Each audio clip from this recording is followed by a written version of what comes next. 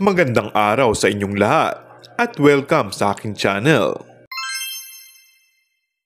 FPJ's Batang Quiapo ipapalabas na sa higit 40 bansa sa Africa simula sa March 1 via Star Times.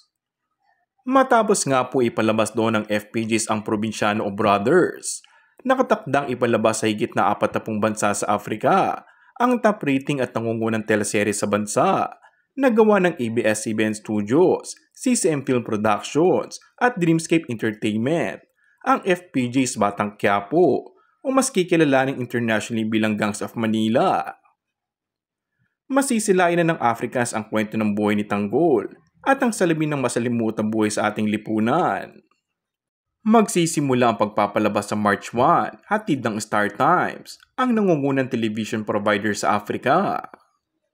Nagpapasalamat naman si Coco Martin sa lahat ng naka-appreciate sa serye na pinaghirapan niya, kasamang mga artista na kasama niya sa programa. Mukhang masihigitan pa umano ang Provinciano na umabot ng ilang taon dahil sa mga panibagong karakter na abangan sa serye. Good news ito sa ABS-CBN dahil mas makikilala ang gawang Pinoy at galing sa ABS-CBN. Kaya naman super proud din ng mga boss ng kapamilya na all-out support ngayon sa ginagawa ni Coco Martin. And that's all for our today's video. Kung bago ka lang sa aking channel ay mag-subscribe at pindutin na rin ang notification bell. Maraming salamat!